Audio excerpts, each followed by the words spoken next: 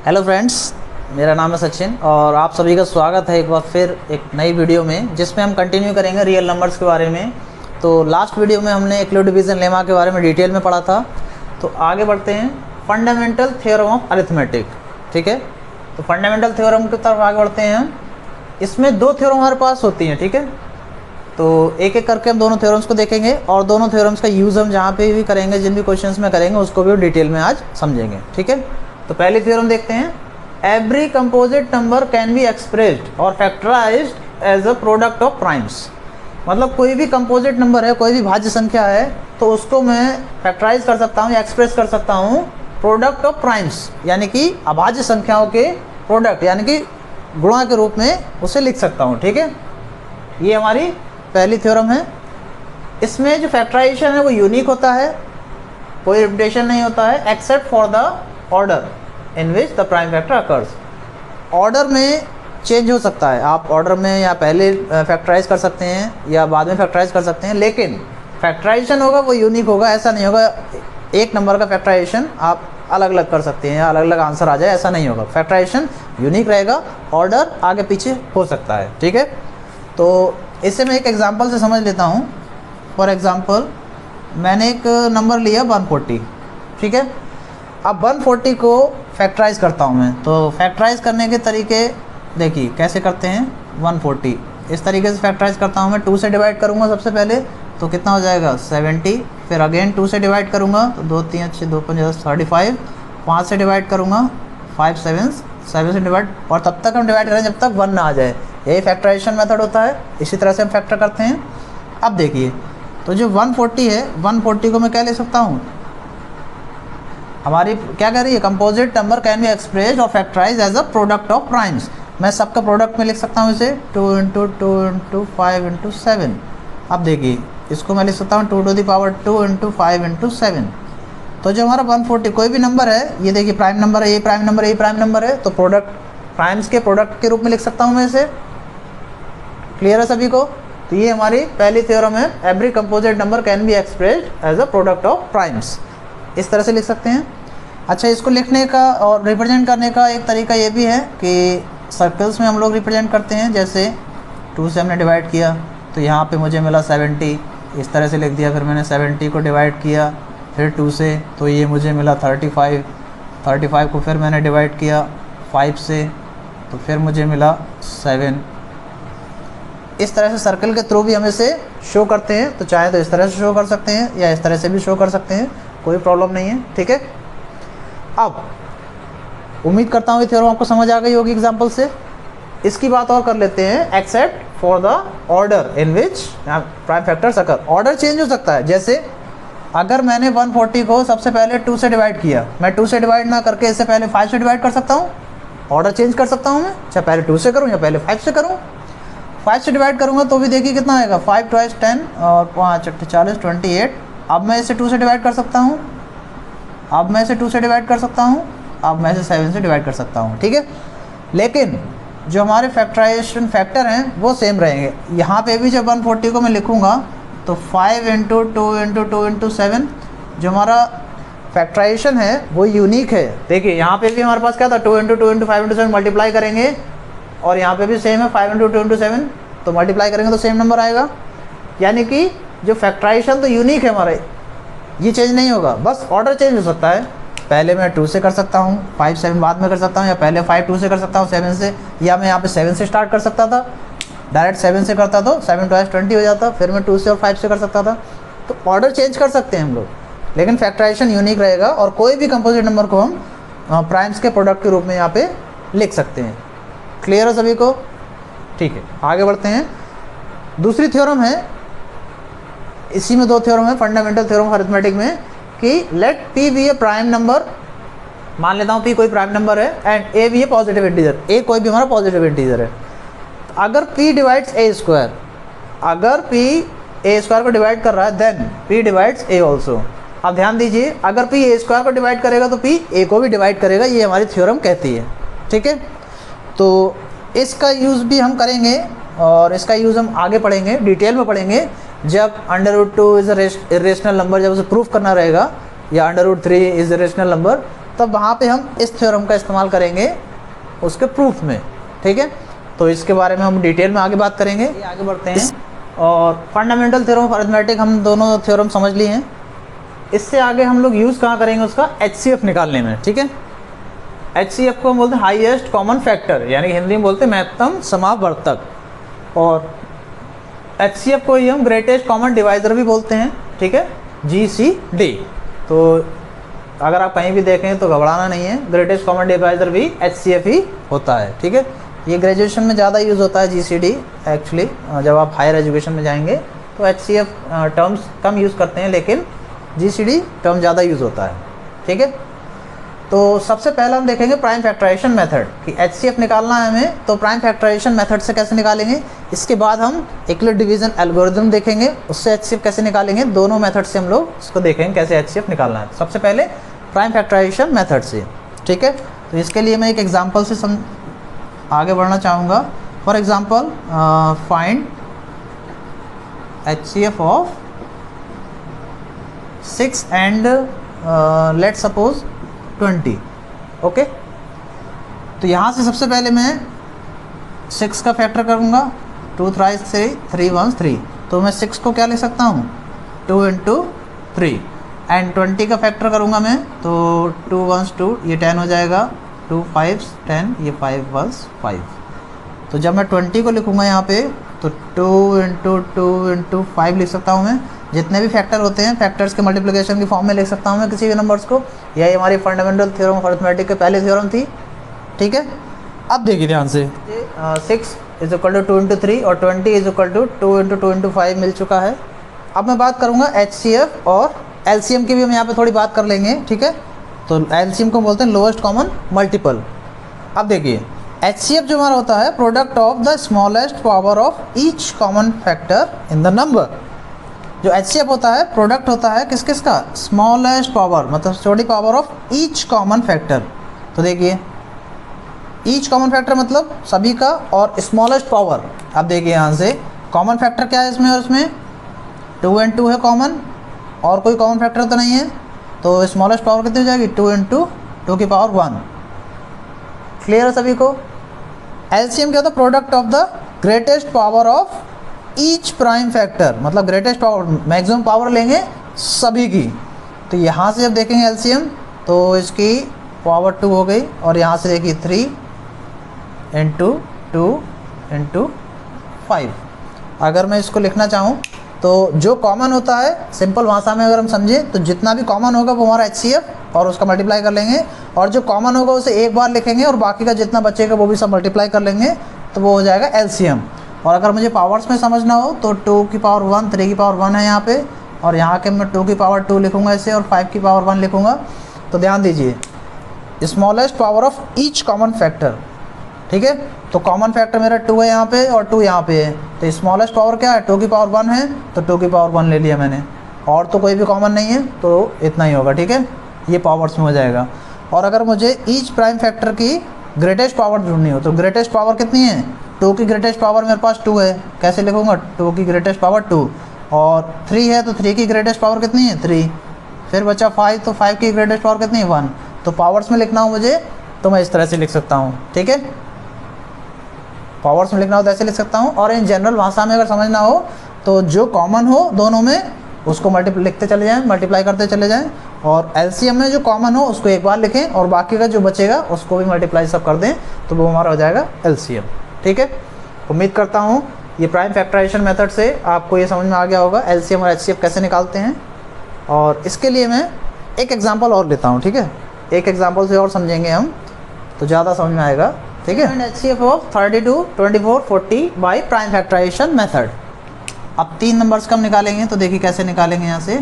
तो सबसे पहले मैं प्राइम फैक्टराइजेशन करूँगा 32, तो कितना आएगा, सॉरी ये 16 आएगा, और 2 से डिवाइड करेंगे तो 8 आएगा, 2 से डिवाइड करेंगे तो 4 आएगा, ये 2 से डिवाइड करेंगे तो 2 आएगा अगेन। और 24 को जब मैं इससे डिवाइड करूँगा तो 2 एकम 2 दूनी 4, 2 6 12 अगेन। जब मैं 40 का फैक्टराइजेशन करूँगा तो 40 का फैक्टराइजेशन करूँगा तो ये हो जाएगा 20, 10 हो जाएगा ये, ये 5 हो जाएगा, 5 से डिवाइड करूँगा तो ये 1 हो जाएगा। अब ध्यान दीजिए, जब मैं 32 को लिखूँगा तो 32 को मैं क्या लिख सकता हूँ, 2 इंटू 2 इंटू 2 इंटू 2 इंटू 2, इसका मतलब, और 24 को मैं लिख सकता हूँ तो 2 इंटू 2 इंटू 2 इंटू 3। 40 को मैं लिख सकता हूँ 2 इंटू 2 इंटू 2 इंटू 5। ठीक है, तो दोनों ही तरह से देख लेते हैं हम। चलिए, इसे मैं लिख सकता हूँ 2 टू द पावर 5, इसे मैं लिख सकता हूँ 2 टू द पावर 3 इंटू 3, इसे मैं लिख सकता हूँ 2 टू द पावर 3 इंटू 5। ठीक है, तो दोनों ही तरीके से हम देख लेते हैं। अगर मैं बात करूँ HCF की, तो HCF कैसे निकालेंगे, देखिए पहले सिंपल भाषा में समझ लेते हैं और उसके बाद पावर्स में देख लेंगे। ठीक है, तो सिंपल भाषा में समझने के लिए यहाँ से 2 कॉमन है तो 2 लिख दिया मैंने, फिर देखता हूँ मैं यहाँ से तीनों में 2 कॉमन है तो 2 लिख दिया मैंने, फिर देखता हूँ 2 एक और 2 और कॉमन है तो फिर 2 लिख दिया मैंने। इसके बाद मैं देख रहा हूँ कि कोई भी कॉमन नहीं है, तो इसका मतलब कितना है, यही मेरा LCM हो जाएगा। ठीक है, और LCM की बात करता हूँ मैं, तो LCM में जो कॉमन है उसको एक बार लिखेंगे हम, यानी कि ये 2 कॉमन है तो एक बार लिख दिया मैंने, 2 कॉमन है तो एक बार लिख दिया मैंने, 2 कॉमन है तो एक बार लिख दिया मैंने। अब बचा क्या, ये 2 इंटू 2 बचा, उसको भी लिखेंगे हम यहाँ पे, यहाँ से 3 बचा तो उसको भी लिखेंगे, यहाँ से 5 बचा तो उसको भी लिखेंगे। ये हमारा क्या हो जाएगा, LCM। ये तो जनरल भाषा में हो गया। अब देखिए पावर्स में देख लेता हूँ मैं, अगर मुझे पावर्स में लिखना हो तो पावर्स में मैंने बोला था HCF के लिए product of the smallest power of each common factor. Each common factor मतलब कॉमन फैक्टर यहाँ पे 2 है, यहाँ पे 2 है, यहाँ पे 2 है, तो 2 का स्मॉलेस्ट पावर कितनी है, 3 है, यहाँ 5 है, तो कितनी हो जाएगी, 2 टू द पावर 3। और कोई कॉमन फैक्टर तो नहीं है, नहीं और कोई कॉमन फैक्टर नहीं है, तो यही हमारा 2 टू द पावर 3 हो जाएगा HCF। देखिए ऐसे भी निकाला था तब भी यही आया हमारा, और पावर्स में भी यही आया। अब ध्यान दीजिए ये LCM है, तो पावर्स में देख लेते हैं। LCM क्या कहता है, product of the greatest power of each prime factor, मतलब सभी प्राइम फैक्टर्स हमें लेने हैं, सबकी ग्रेटेस्ट पावर लेनी है। तो देखिए ध्यान से, अब यहाँ पे 2 है तो 2 की ग्रेटेस्ट पावर कितनी है, 5, तो 2 की ग्रेटेस्ट पावर 5 ले लूँगा मैं। फिर यहाँ पे देखो ईच प्राइम फैक्टर, सभी फैक्टर लेना है। अब बचा 3 यहाँ पे, तो 3 की ग्रेटेस्ट पावर कितनी है, 1 ही है। फिर बचा 5, तो 5 की ग्रेटेस्ट पावर कितनी है, 1 है। क्लियर है। अब यहाँ से देखो यही हमने निकाला था, 1 2 3 4 5, 2 टू द पावर 5 हो जाएगा ये, 3 power 1 and 5 to power 1। Same powers में भी सेम आया है और जनरल हमने निकाला तब भी सेम आ रहा है। इस तरह से तो ये HCF हमारा 8 हो जाएगा, और LCM जब हम इसमें मल्टीप्लाई करेंगे सारे नंबर्स को, तो मल्टीप्लाई करने के बाद जो भी नंबर आएगा वो हमारा LCM हो जाएगा। क्लियर है सभी को, उम्मीद करता हूँ यहाँ तक कोई डाउट नहीं होगा। प्राइम फैक्टराइजेशन मेथड से LCM और HCF आप आसानी से निकाल सकते हैं। ठीक है, इसमें एक फार्मूला है हम लोगों के पास HCF और LCM निकालने का, ध्यान देंगे इसमें। For any 2 positive integers A and B, कोई भी 2 positive integers A and B के लिए LCM of A and B into HCF of A and B is equal to A into B। इसका मतलब प्रोडक्ट ऑफ द नंबर्स, कोई भी 2 number है उनका HCF और LCM का जो प्रोडक्ट है वो उन दोनों नंबर्स के प्रोडक्ट के इक्वल आता है। ठीक है, ध्यान रखेंगे इस फार्मूले को, इस फार्मूले को यूज़ करके भी हम क्वेश्चंस को सॉल्व करेंगे। ठीक है, लेकिन एक पॉइंट इसमें ध्यान रखिए, ये केवल 2 पॉजिटिव इंटीजर्स के लिए ही एप्लीकेबल है।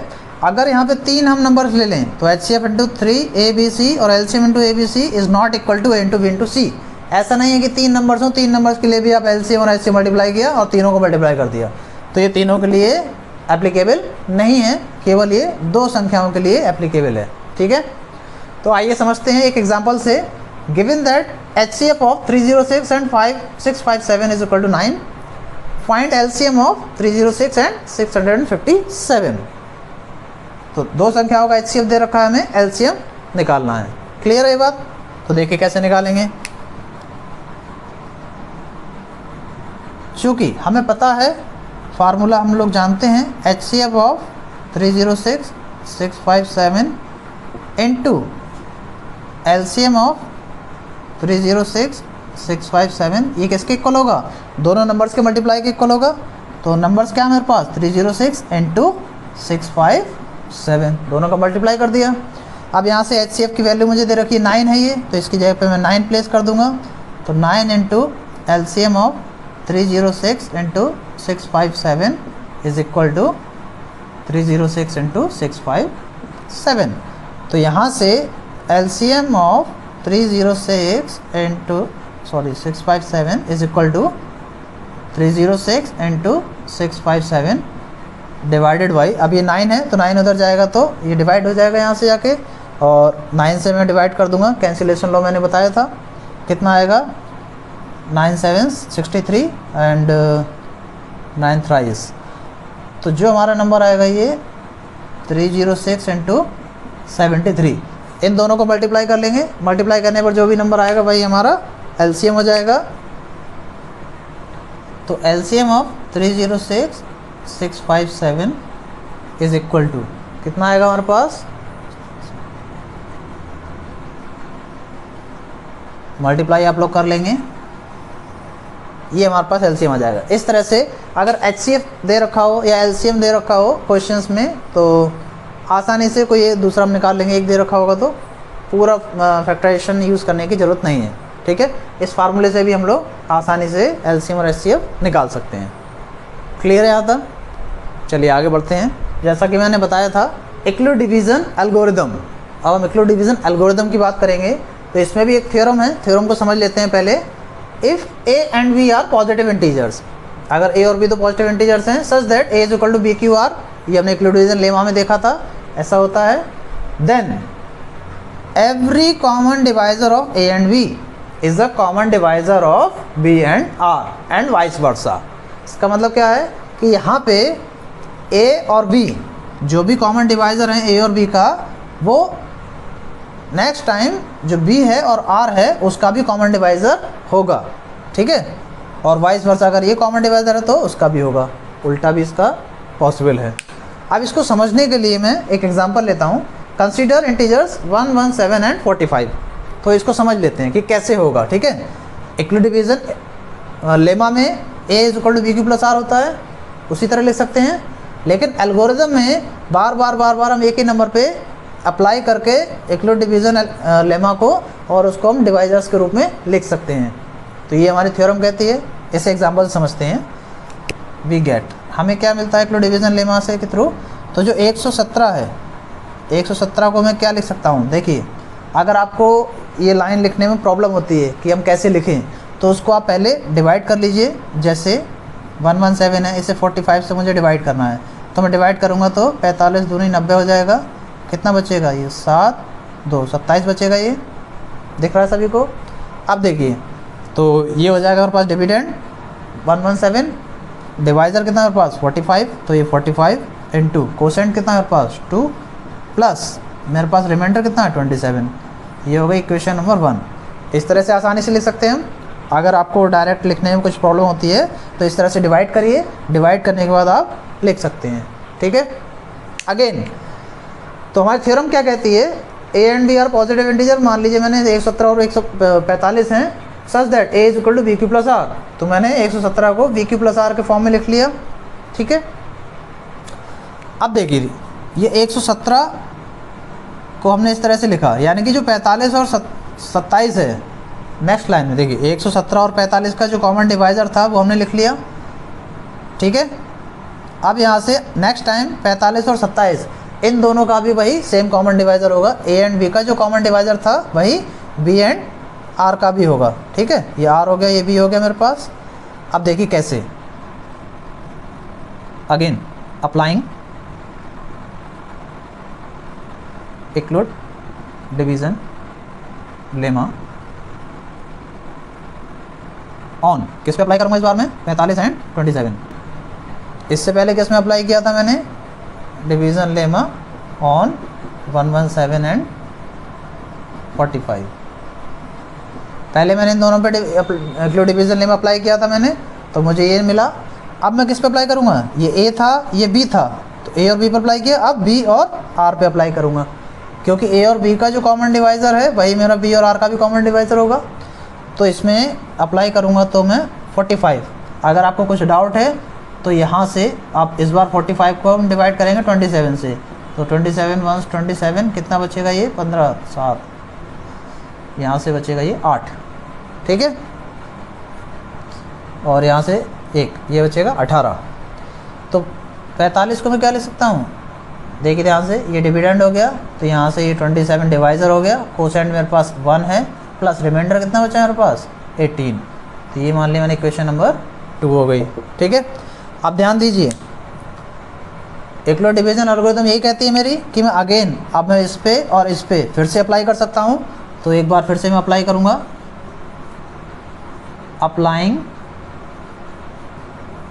Equal division lemma on. इस बार मैं अप्लाई करूँगा 27 एंड 18 पे।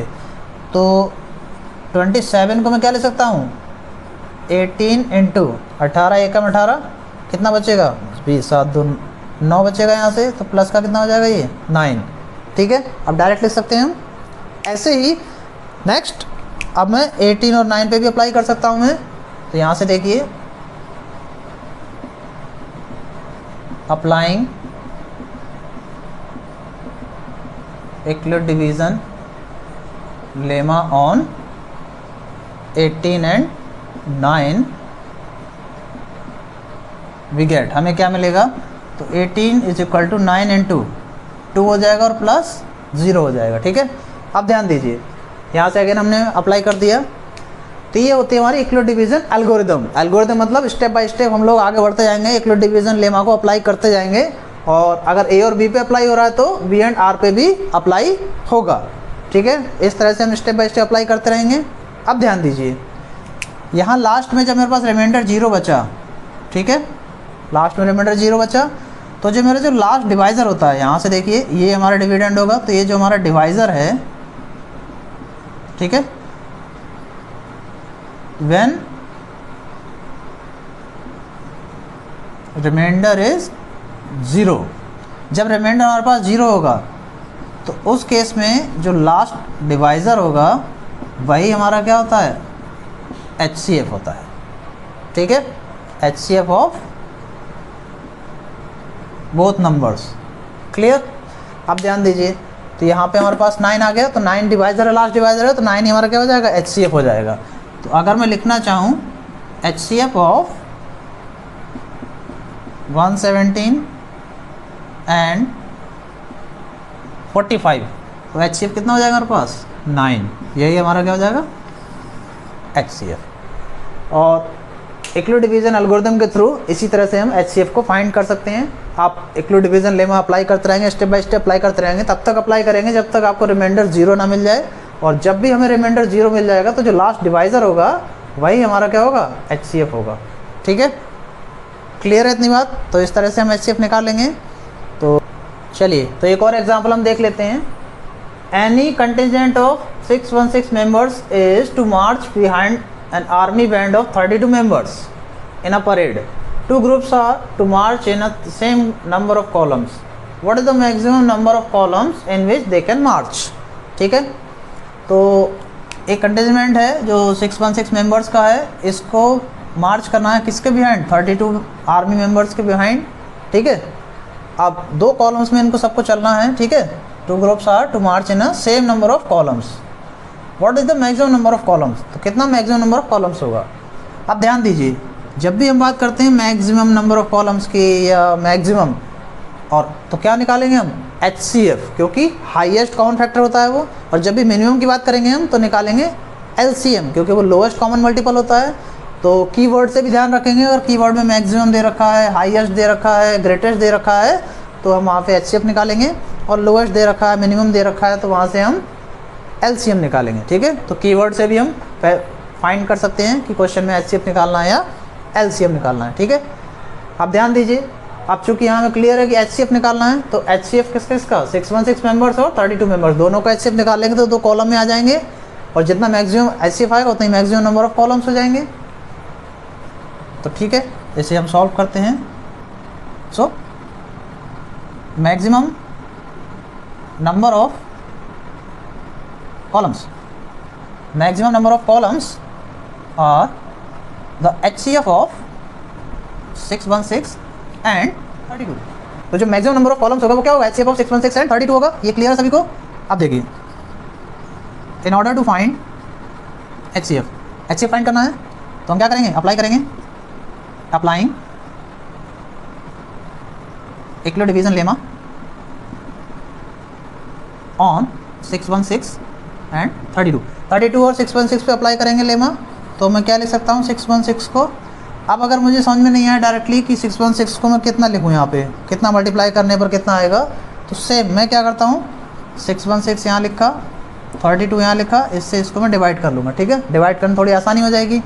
अब यहाँ पे 61 है, 32 से डिवाइड करूँगा तो 32 वंस 32 कितना आएगा,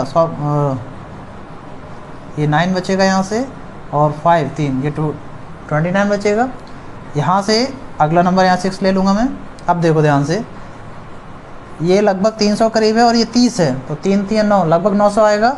यानी कि 9 यहाँ पे मल्टीप्लाई करके देख लेता हूँ, तो 9 दूनी 18, 1 9 3 27 और 1 28, 288 आ जाएगा। ठीक है, तो माइनस कर लेता हूँ मैं, 16 में से 8 जाएंगे तो 8 बचेगा, यहाँ से 8, हाँ ठीक है 8 ही बचेगा। क्लियर है सभी को। तो ये 616 डिविडेंड है, डिवाइजर हमारा 32 हो गया, कोसेंट हमारे पास कितना आ जाएगा 19 प्लस रिमाइंडर कितना आ जाएगा 8। ठीक है, अगेन इक्वल डिवीजन एल्गोरिथम हमने देख चुके हैं, तो फिर से अप्लाई करूँगा मैं, applying equal division lemma on, इस बार किस पे अप्लाई करूँगा मैं 32 और 8 पे, ऑन 32 एंड 8। अब 32 एंड 8 पे जब हम अप्लाई करेंगे तो क्या आएगा यहाँ से, तो 32 इज इक्वल टू 8 इंटू, तो 8 से मैं डायरेक्टली डिवाइड करूँगा, इसे कितना आएगा 8 चौक 32, 4 आ जाएगा प्लस 0। अब डायरेक्ट लिख सकता हूँ मैं। तो ध्यान दीजिए यहाँ पे 0 आ गया मेरे पास, यानी कि जो लास्ट डिवाइज़र है मेरे पास कितना है 8 है।